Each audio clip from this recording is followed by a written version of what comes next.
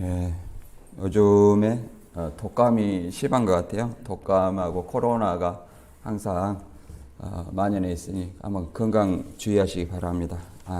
반갑습니다. 오늘 말씀은 계시록 14장 1절부터 5절 말씀을 본문 삼아서 땅에서 구속받은 시온산의 14만 4천과 구속의 새 노래라는 주제를 가지고 같이 은혜 나눌 시간 갖도록 하겠습니다. 이 요한계시록 14장에 이제 14만 4천이 나오는데 우리가 계시록 7장에서도 봤듯이 이 14만 4천과 셀 수 없는 흰무리, 이것에 대해서 이단들이 14만 4천은 자기들이다. 그 다음에 나오는 무리가 이제 흰물이다. 이런 어떤 논리로 많이 얘기를 하곤 합니다.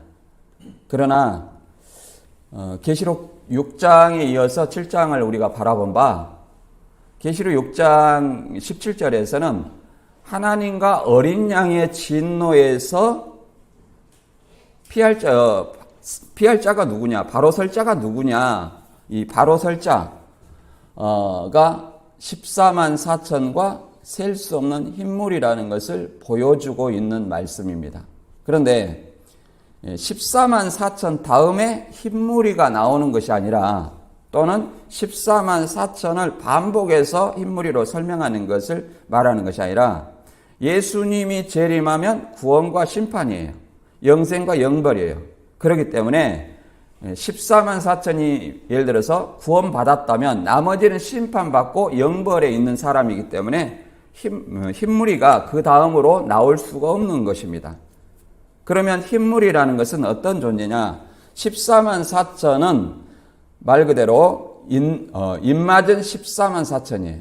그래서 복음으로 입맞은 그리스도인들을 상징하고 그 다음에 셀 수 없는 흰옷 입은 무리는 어떤 존재를 얘기하냐면 말 그대로 흰옷을 입었다 그러면 승리자라는 거예요. 승리자. 그러면 지상교회에 있는 사람은 이기는 자라고 얘기를 합니다. 승리자가 아니에요. 이기는 자. 현재 진행이죠. 그러나 천상교회 성도를 승리자라고 말합니다. 그래서 흰옷을 입었다 이렇게 표현해요. 그 다음에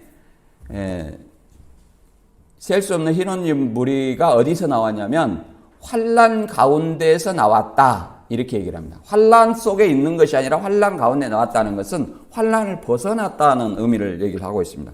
환난을 벗어났다는 것은 어린 양의 피에 씻어 환난을 벗어났다는 말은 예수님께서 요한복음 16장 33절에 보면 너희가 세상에서 환난을 당하라 담대하라 내가 세상을 이겼노라 이렇게 말하죠. 그러니까 세상에 있는 동안에 환난을 당할 수밖에 없다 이 말이에요. 그래서 환난을 벗어났다는 것은 이 세상에서 벗어난 순교자들, 주 안에서 죽은 자들이라고 이렇게 말할 수 있습니다. 그래서 천상교회 성도리라는 근거가 나오고 또 세 번째로는 하나님의 장막이 그들과 함께 했고 또 더 나아가서 생명수 샘으로 인도한다는 겁니다. 이게 생명수 샘으로 인도한다는 것은 그들이 영생하는 존재라는 것을 말하고 있습니다. 그래서 이 세 가지 근거로 인해서 천상교회 성도들이라는 것을 알 수 있습니다. 그러면 우리가 이제 14만 4천이 시온산에 서가지고 이렇게 새노래 부른다 이렇게 얘기하는데 시온산에 있는 14만 4천과 새노래는 별개예요. 별개예요. 14만 4천이 새노래를 부르는 것이 아니에요. 이단들은 그렇게 얘기합니다. 이제 이것에 대해서 우리가 한번 알아보고요. 그 다음에 이 사람들이 땅에서 구속함을 받았다 또는 사람 가운데에서 구속함을 받았다 이렇게 얘기를 합니다. 구속을 받았다 그 말은 우리가 예수 믿음으로 구속을 받았다는 얘기도 합니다. 구속은 또 속량이라고도 말합니다. 죄에서 해방되었다 이런 어떤 말과 같은 말이에요. 그래서 우리가 예수 그리스도를 믿음으로도 죄에서 속량을 받았습니다. 그러나 여기서 말한 구속은 완전한 속량입니다.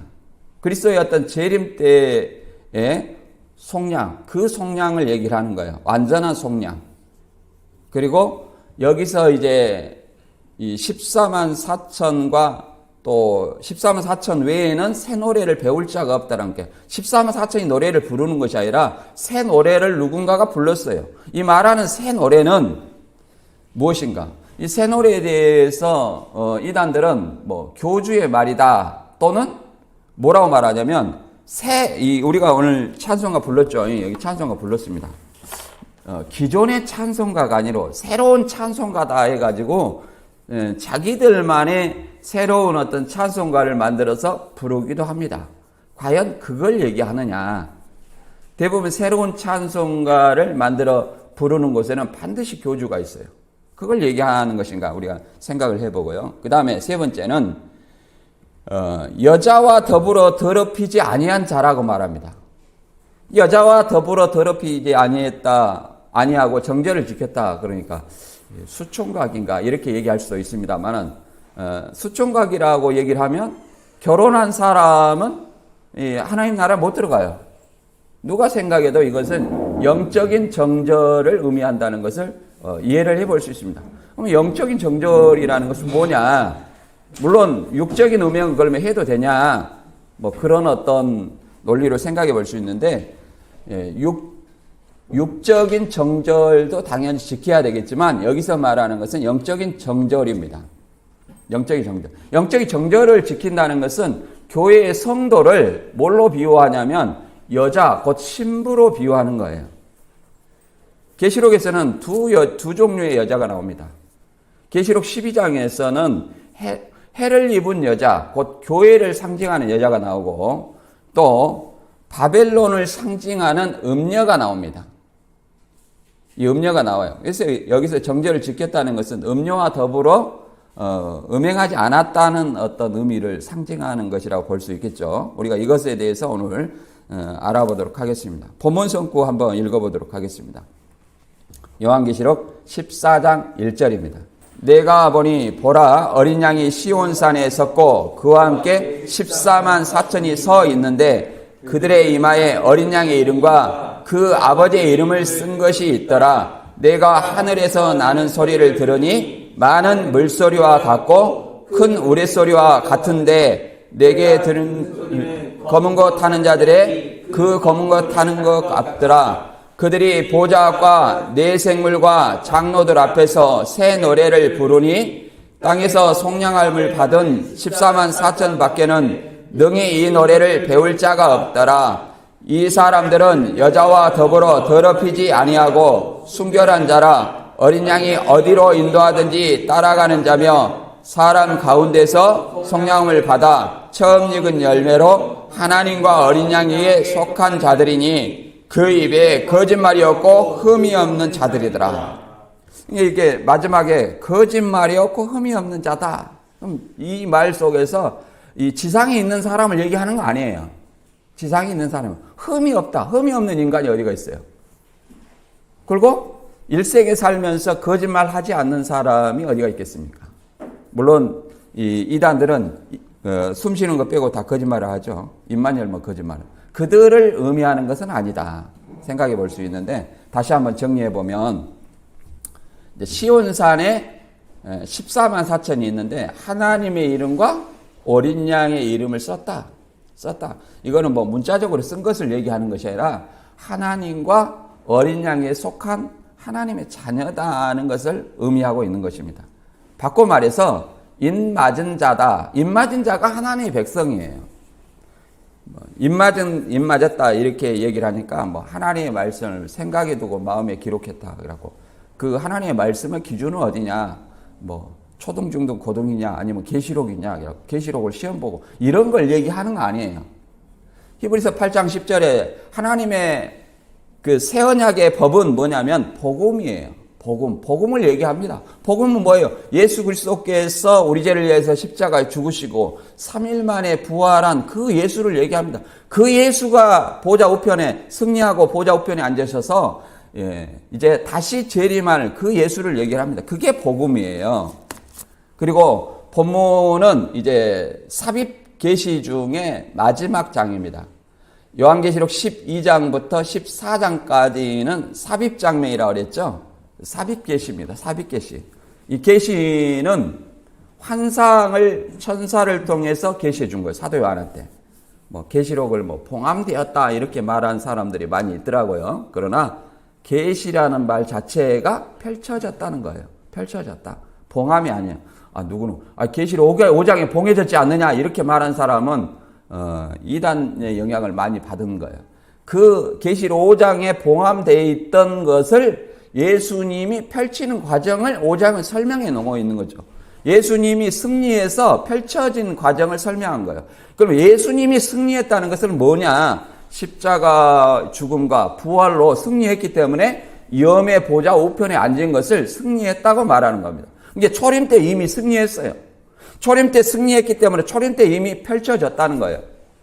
예수님이 펼칠 자격을 가졌어요. 그래서 그 펼친 과정을 설명해 놓은 것이지 계시록이 봉함되었다. 그런 것은 그 일부분 예수님이 펼치기 전에 상태만 고집하는 걸로 볼 수가 있는 거죠. 그래서 이제 삽입 장면에 대해서 다시 한번 생각해 보면 계시록 6장 이제 6장 다음에 7장이죠. 6장 17절에 하나님과 어린 양의 진노의 큰 날이 이르렀으니 누가 서기서리요. 하나님의 진노에서 누가 서겠느냐 해갖고 이 설 수 있는 자가 7장 14만 4천과 셀 수 없는 흰 옷 입은 무리 이래갖고 말 그대로 7장이 삽입 장면입니다. 삽입장. 이 순서대로 되는 건 아니에요. 근데 이 환상의 순서이지 시간의 순서를 얘기하는 거 아닙니다. 그 다음에 두 번째 삽입 장면이 어떤 거냐면 계시록 10장에서 11장 13절까지입니다.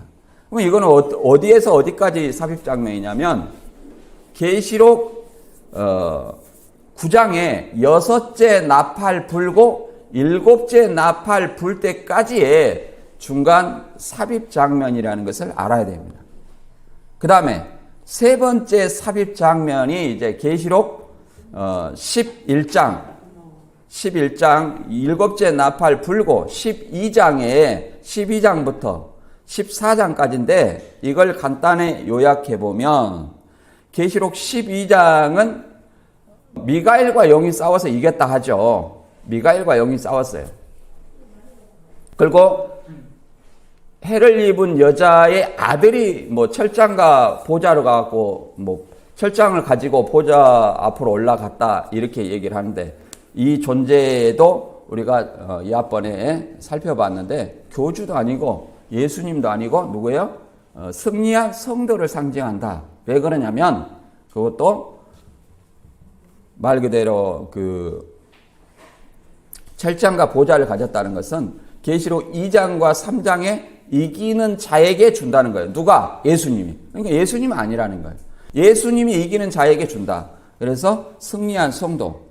그리고 미가엘이 이겨서 영을 쫓아내고 이 여자가 낳은 아이가 이길 수 있었던 것은 결국은 누구 때문이냐면 예수 그리스도께서 십자가 부활로 인해서 승리했기 때문에 하늘에서 승리했기 때문에 영이 더 이상 하늘에서 발붙일 곳을 얻지 못하고 땅과 바다로 쫓겨난 거예요.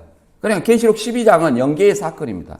계시록 13장은 이제 땅과 바다로 쫓겨난 이제 용의 대언자, 바다에서 올라온 7마리 10뿔 짐승, 그 첫째 짐승과 그 다음에 땅에서 올라온 둘째 짐승, 새끼양 같은 두 뿔 가진 짐승을 통해서 이제 성도들을 42달 동안 이제 핍박하는 가운데 있습니다.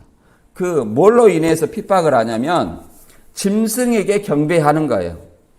짐승에게 경배하지 않는 자를 핍박하는 거예요.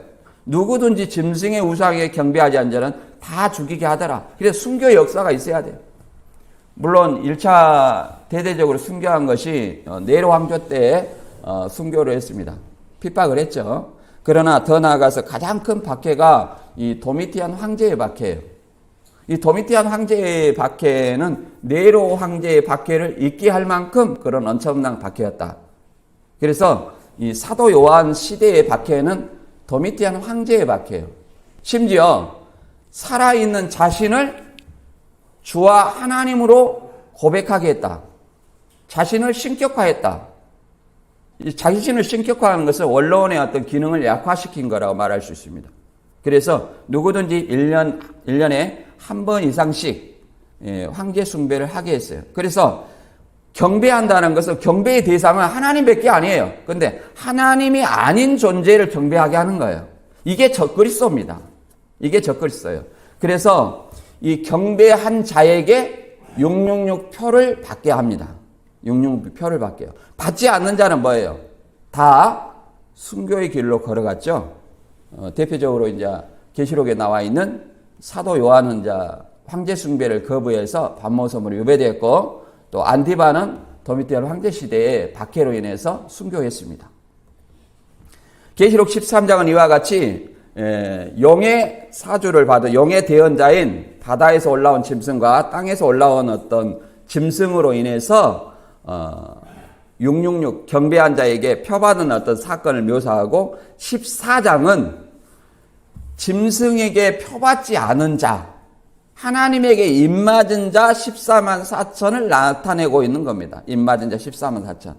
그 입맞은 자 14만 4천, 14만 4천과 그 다음에 이 새 노래를 부른데, 이 새 노래가 뭐냐면은 어린 양의 구속으로 말미암아 어린 양을 찬양하는 노래예요. 그 내용은 이제 계시록 5장 9절부터 10절에 읽어보면 나옵니다. 그 내용이 뭐 교주의 새 말씀 이게 아니에요. 교주의 새 말씀이 아니에요. 그래서 이걸 이제 우리가 알아봅니다. 이거 이제 우리가 신천지에 대해서 좀 우리가 알기 위해서 신천지하고 잠깐 비교해 보면, 신천지는 이제 예수님이 교주에게 재림하여 교주의 말을 인정하고 마음에 새긴 사람이 입맞았다. 재림해가지고 그런 사람이 있는 곳이 시온산이다, 신천지다, 이렇게 얘기하는 거예요. 그러나 성경은 예수님이 재림하기 전에 입맞은 자, 재림하기 전까지 복음을 믿고 입맞은 자를 뭐예요? 구속하는 겁니다. 재림할 때. 구속하는 거예요. 사람 가운데서, 땅에서 구속을 하는 거예요. 이게 땅과 바다로 이제 사단이 어떤 핍박을 하잖아요. 자기의 대언자를 통해서 핍박을 합니다. 그때, 짐승에게 경배하지 않는 짐승에 경배하지 않는 자를 구속하는 겁니다. 두 번째는 이제 새 노래가 있어요. 새 노래는 말 그대로 땅에서 구속함의 주체가 어린 양이거든요. 어린 양이 십자가의 대속으로 말미암아 구속했기 때문에 그거를 찬양하는 노래가 새 노래예요. 그러면 누가 부르냐? 계시록 5장에서는 네 생물과 장로들이 불러요.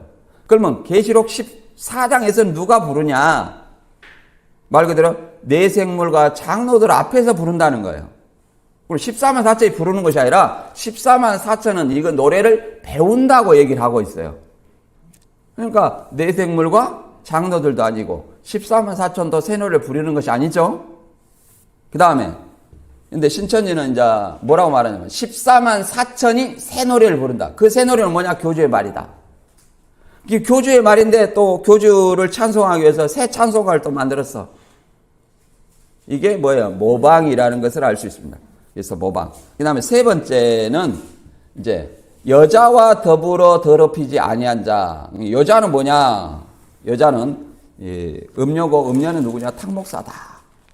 이렇게 얘기를 합니다. 아무튼 그러나 계시록의 음녀는 이게 바벨론으로 나오죠. 바벨론의 소속이 이제 7머리 10뿔 짐승으로 나옵니다.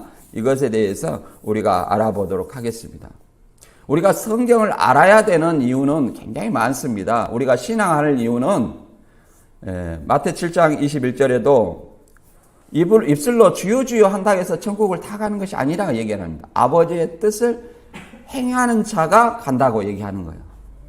그러니까 예수님 올 때 내가 믿으면 되는 거 아니냐, 이것은 이단들이 하는 얘기고 교주를 보고 믿으라는 얘기고, 예수님이 오시기 전까지 얼마나 누가 성경을 올바로 믿고 행하느냐 그거예요. 성경을 모르는 사람들은 자기 생각을 가지고 이것이 하나님의 계시를 받았다, 응답받았다 이렇게 얘기를 하는 거예요. 제 주변에서도 그런 분들 많아요. 이렇게 말만 하면 하나님이 나에게 이렇게 응답을 줬어요. 뭐 직통 계시를 받는 거예요, 그냥. 하나님이 쫄병입니까? 내가 말만 하면 내 말 들어주고. 그런데 자기의 행함이 드러나지 않아요. 우리 생각을 해보면 사람이 잠언서에 그랬어요. 사람이 자기 마음으로 계획할지라도 그 걸음을 인도하는 이는 여호와다. 그런데 내가 어떤 계획도 안 하고 어떤 행위도 안 하면서 기도만 한다는 거예요. 하나님이 다 해준다는 거예요.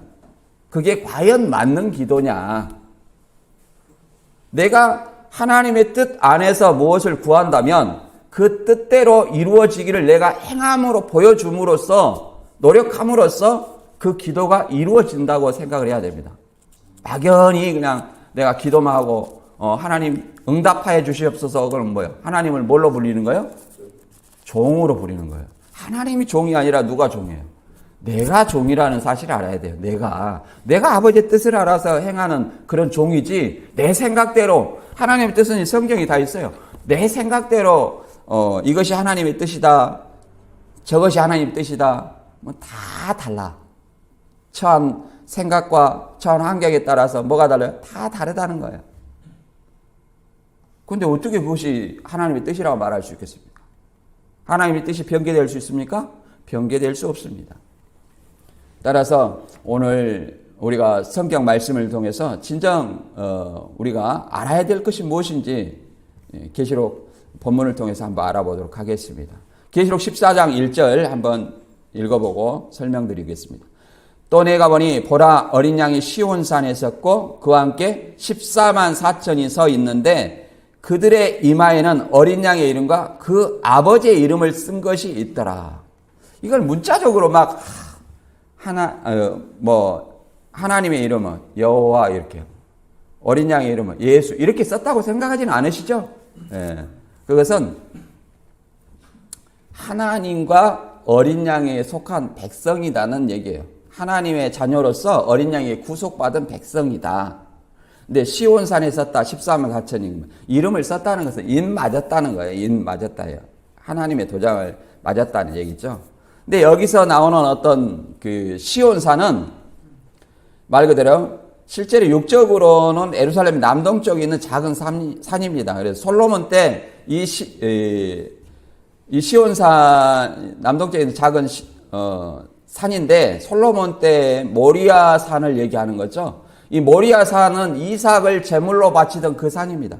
그 모리아 산에 지은 성전이 뭐예요? 솔로몬 때 성전이에요. 그리고 이 성전의 북동쪽에 작은 산인데 이제 크게는 예루살렘과 이스라엘을 상징하기도 합니다. 이 시온이. 그리고 구약에는 이제 또 상징으로서 메시아 왕국과 구원과 승리의 장소로도 사용되고 있습니다.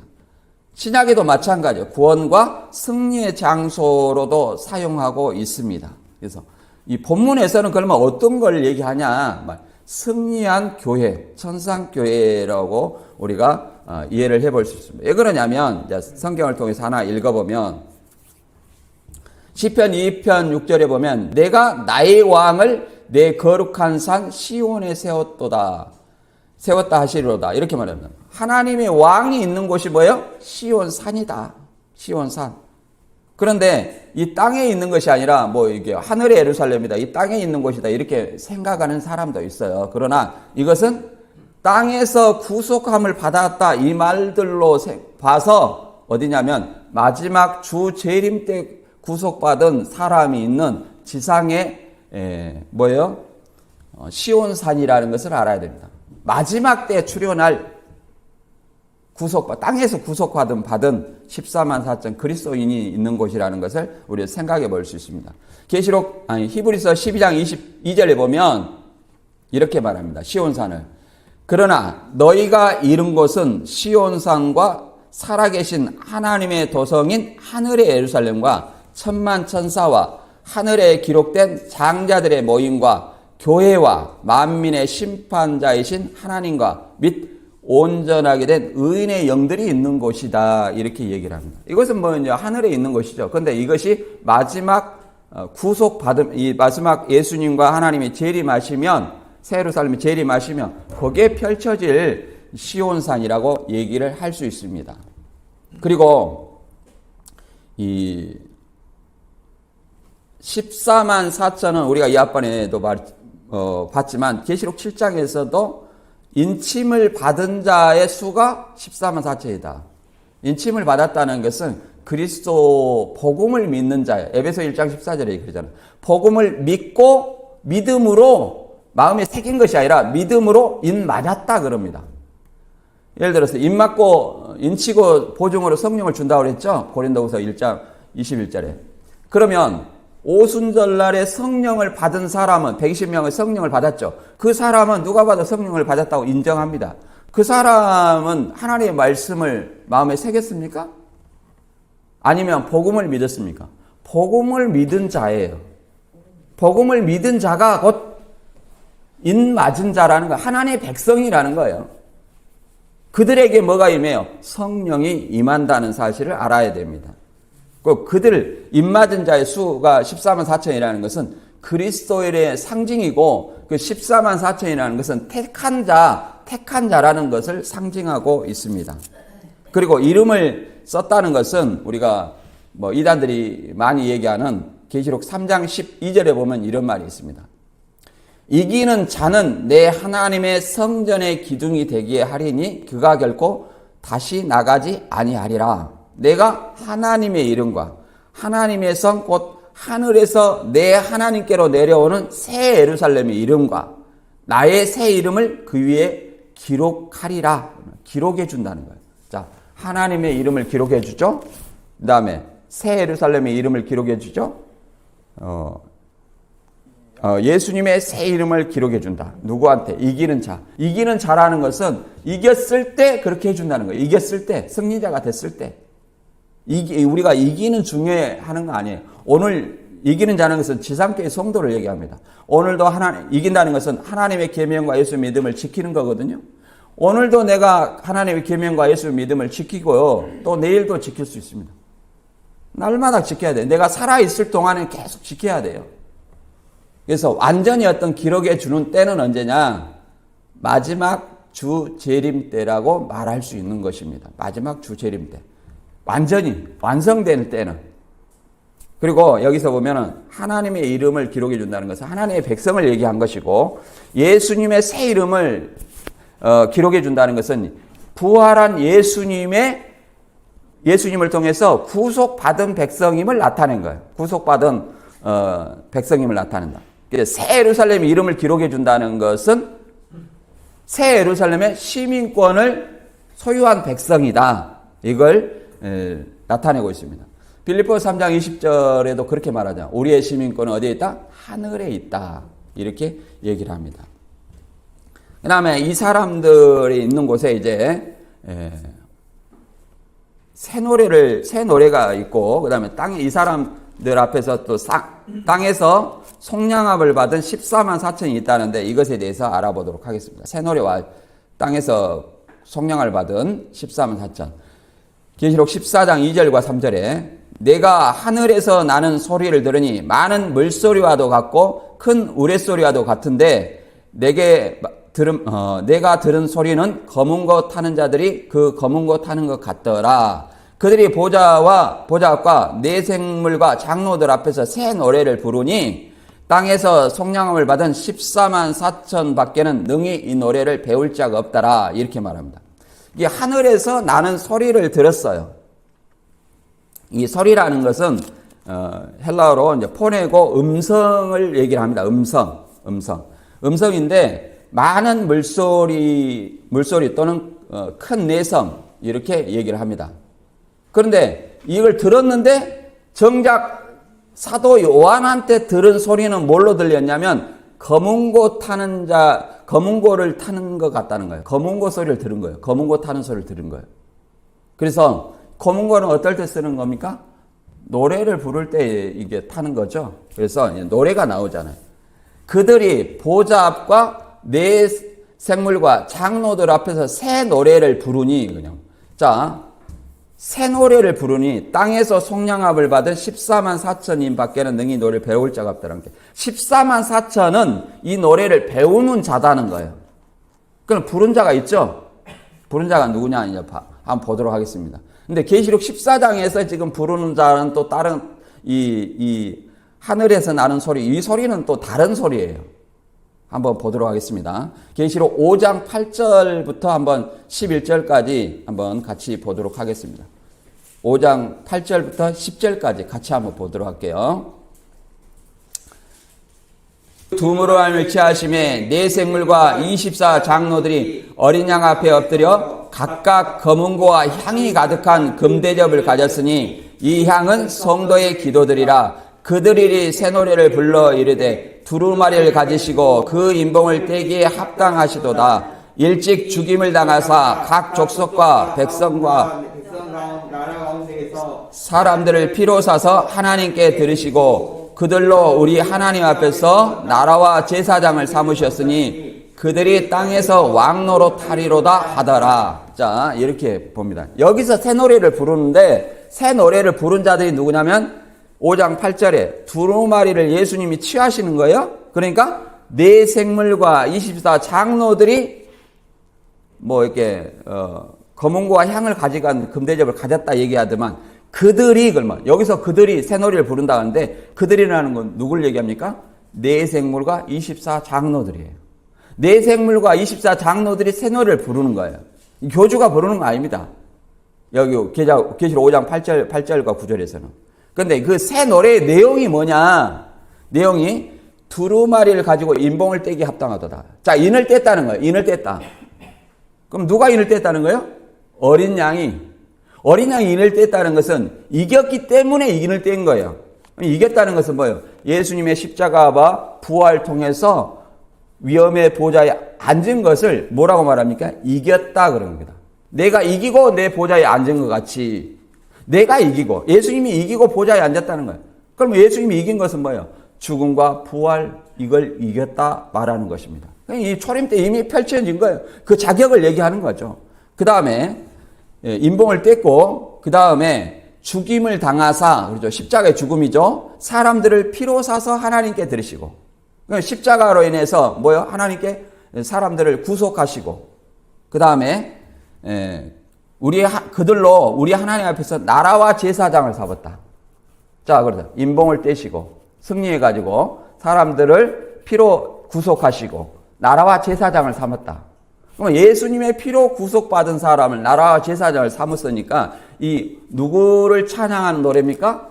어린 양을 어린 양의 구속을 찬양하는 노래예요. 다른 걸 얘기하는 거 아니에요. 바로 어린 양을 찬양하는 노래예요. 우리가 이런 것도 있습니다. 이스라엘 백성이 애굽에 사로잡혀 있을 때 홍해를 이게 출애굽했을 때 건너고 난 다음에 이스라엘 백성이 부른 노래가 뭐예요? 출애굽기 15장에 보면 하나님의 영광을 드러내는 노래를 부른 겁니다. 이 교주의 말이 아니에요.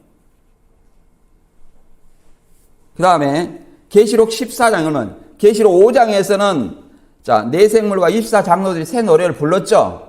근데 계시록 5장 11절에서는 또 누가 말을 하냐면 계시록 14장에서는 자, 보좌와 네 생물과 장로들 앞에서 새 노래를 부른 거예요. 근데 14만 4천 아니죠? 그러면 계시록 5장 11절에 보면 누구를 얘기를 하냐면 계시록 5장 11절 한번 가서 확인을 해보겠습니다. 5장 11절에 내가 또 보고 들음에 보좌와 생물들과 장로들을 둘러선 많은 천사의 음성이 있으니 그 수가 만만여 천천이라. 그러면 보좌와 네 생물과 장로들 앞에서 새 노래를 부른 자는 계시록 14장에는 또 누구란 얘기예요? 천사들을 얘기하는 거예요. 천천만만의 천사들을. 이제 부르니 땅에서 속량함을 받은 14만 4천인 밖에는 능히 이 노래를 배울 자가 없다는 게 14만 4천 노래를 부른 것이 아니라 자 계시록 5장에서는 네 생물과 장로들이 불렀죠. 장로들이 부르니까 또 누가 불러요? 천사들이 부르죠. 그 앞에서 이제 땅에서 구속함을 받은 14만 4천의 그리스도인 입맞은 그리스도인들이 그 노래를 듣고 있는 거예요. 어린 양의 찬양을. 그들이 구속함을 받은 자잖아요. 땅에서 속량을 받았다. 또 구속받았다 이런 얘기예요. 속량이라는 것은 구속받았다, 구속이라는 말과 동일한 언어입니다. 그리고 4절에는 사람 가운데에서 구속을 받았다 이렇게 얘기해요. 계속 14장 4절과 5절 읽어보겠습니다. 이 사람들은 여자와 더불어 더럽히지 아니하고 순결한 자라 어린 양이 어디로 인도하든지 따라가는 자며 사람 가운데에서 속량함을 받아 처음 익은 열매로 하나님과 어린 양에게 속한 자들이니 그 입에 거짓말이 없고 흠이 없는 자들이더라. 그러니까 땅에서 구속함을 받았다, 또 사람 가운데서 구속을 받았다. 그러니까 이게 재림 때, 주 재림 때에 구속받은 사람들이라는 것을 알아야 됩니다. 물론 에베소 1장 13절에 복음을 믿으면 내가 예수의 피로 구속을 받은 거예요. 그러나 이거는 불완전한 거고 완전한 구속은 뭐예요? 마지막 재림 때다. 그거를 누가복음 가서 한번 읽어보도록 하겠습니다. 누가복음 21장 구속에 대해서 알아보기 위해서 누가복음 21장 27절부터 읽어보겠습니다. 27절 8절 그때에 사람들이 인자가 구름을 타고 능력과 큰 영광으로 오는 것을 보리라. 이런 일이 되기를 시작하기든 일어나 머리를 들라 너희 속량이 가까워왔느니라. 그러죠? 예수님이 구름 타고 재림하실 때 뭐예요? 땅에서 사람 가운데서 구속받은 속량함을 받은 사람들이 있다는 거예요. 마지막 때 속량을 얘기를 하는 겁니다.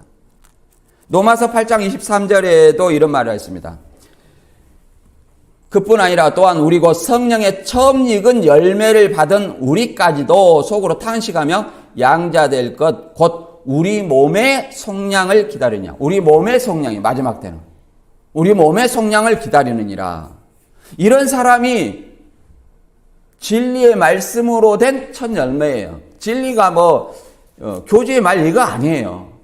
예수님이 진리고 예수님의 말씀이 진리예요. 예수님의 말씀으로 거듭난 사람이 뭐예요? 첫 열매라는 사실을 알아야 됩니다. 그들이 성령을 받았어요. 받았지만 마지막 때 우리 몸의 구속을 기다린다. 예수님이 이런 일이 시작하게든 너희 머리 들라 그러면 깨어 있으라고 말이에요. 깨어 있으라. 깨어 있어서 성령을 받으라는 거예요. 마지막 때. 이렇게 얘기를 합니다. 그러면 속량을 받은 자들인데 이 사람들은 여자로 더럽히지 아니했다.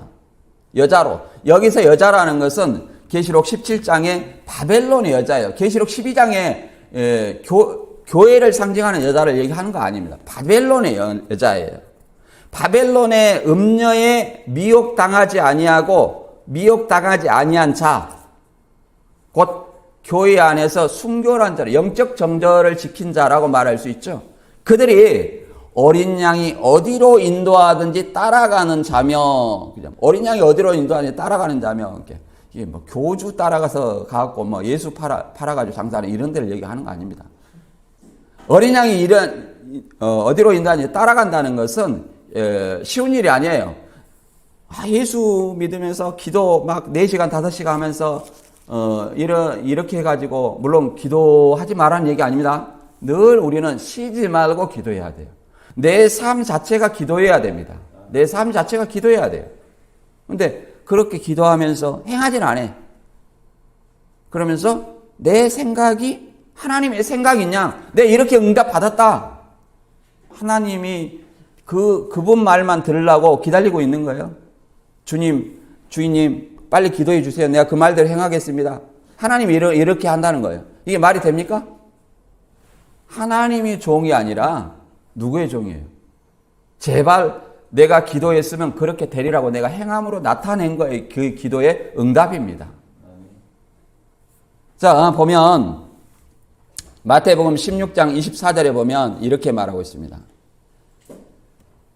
이에 예수께서 제자들에게 이르시되 누구든지 나를 따라오려거든 자기를 부인하고 자기 십자가를 지고 나를 따를 것이니라. 예수님을 따른다는 것은 결코 쉬운 일이 아니에요. 내 생각대로 이렇게 하는 것이 예수님을 따르는 건 아닙니다. 이 누구한테 한 말이에요? 베드로한테 한 말이죠. 베드로가 뭐라고 그랬습니까? 내가 이제 유대인들에 넘겨서 십자가에 죽었다가 3일 만에 살아나야 되겠다. 그러니까 사람의 생각으로는 스승님이 죽으면 돼요, 안 돼요?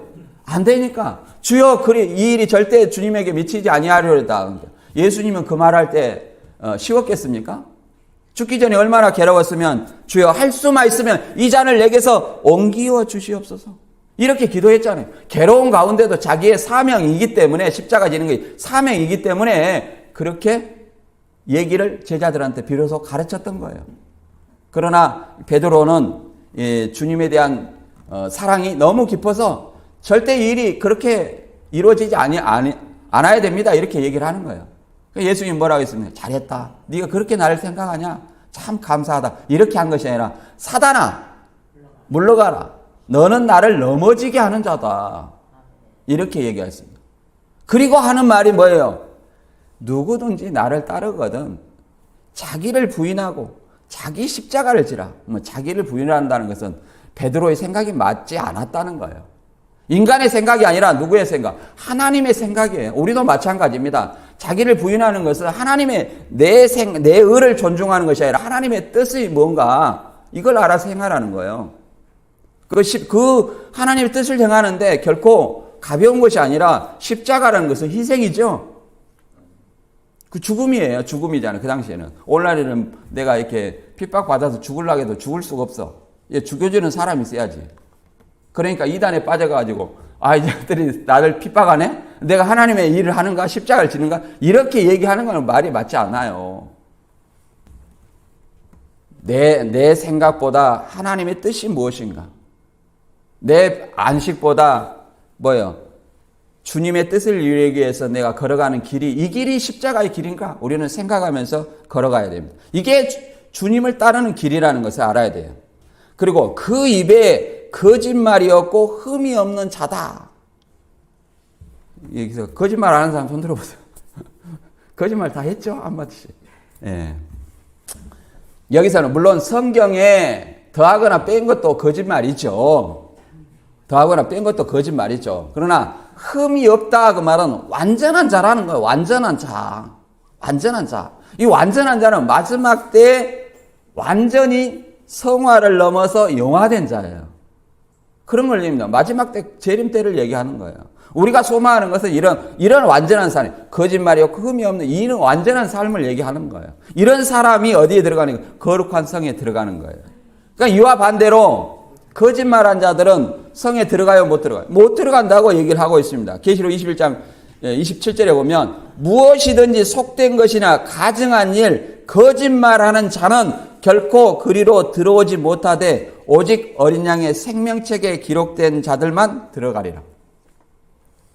어린 양의 생명책에 기록된 거짓말하는 자, 가증한 일 한 사람 못 들어온다. 어린 양의 생명책, 교주의 교족부가 아니라 누구의 생명책? 어린 양의 생명책. 어린 양의 생명책 어디에 있어요? 하늘에 있어요. 하늘에 있어요. 이 땅에 있는 게 아니에요. 그걸 누가 관장합니까? 하나님과 어린 양이 관장을 하는 겁니다. 아버지 앞에서 시인해 준다고 하잖아요. 이기는 자는 생명책엔 흐리지 아니하고 시인해 준다. 이 땅의 교족부를 가지고 자꾸 이렇게 얘기를 합니다. 이 땅의 이 교회 공동체 안에는 넘어지게 하는 자가 있고 불법을 행하는 자도 같이 있다고 그러는 겁니다. 마지막 때 의인 중에서 악인을 골라낸다는 거예요. 이게 완전한 하나님의 나라죠. 언제요? 마지막 때. 그러므로 우리는 어떻게 해야 됩니까? 디모데후서 4장 7절에 이런 말이 있습니다. 사도 바울이 마지막 옥중에서 죽음을 앞두고 한 말인데 제가 읽어보겠습니다. 나는 선한 싸움을 싸우고 다에 달려갈 길을 마치고 믿음을 지켰으니 이제후로는 나를 위하여 의의 면류관이 예비되었으므로 주곧 의로우신 재판장이 그날에 내게 주실 것이며 내게만 아니라 주의 나타나심을 사모하는 모든 자에게니라. 선한 싸움이에요. 믿음을 지키는 것이 뭐예요? 선한 싸움이에요. 하나님의 계명과 믿음을 지키는 거 이기는 거예요. 다른 거 이기는 거 아니에요. 그래 이제 후로는 죽고 나서는 뭐예요? 이긴 자, 승리자가 되는 거예요. 의의 면류관이 예비되었습니다. 면류관이라는 건 승리한 자에게 주는 상이에요. 언제? 주 강림하신 그날에 내게만 아니라 주의 강림 나타나심을 사모하는 모든 자에게 저와 여러분이 진정 이런 어떤 상을 바라봐야 됩니다. 오늘 말씀 간단히 정리하면 시온산에 14만 4천 누구예요? 하나님과 어린 양의 속량함을 받은 자들이다. 그리고 새 노래는 누가 불러요? 내생물과 장로들. 계시록 5장에서는 그렇게 불렀죠. 그 다음에 계시록 14장에는 누가 불렀어요? 천사들. 그리고 누가 그 노래를 배웠어요? 14만 4천 입맞은 그리스도인들이 그걸 배웠다고 얘기를 합니다. 배울 자가 없더라. 이단들은 꼭 새 노래를 교주에 말이라 해갖고 20년, 30만 계속 부려. 또 입맞아도 또 맞으라 하고. 그게 말이 됩니까? 그래서 우리는 그 입에 거짓말이 없고 흠이 없는 자라는 것처럼 이 말을 기대하고 우리가 완전해지는 그날 주님의 구속원을 바라보고 살아가는 저와 여러분이 되시기를 주님의 이름으로 축복합니다.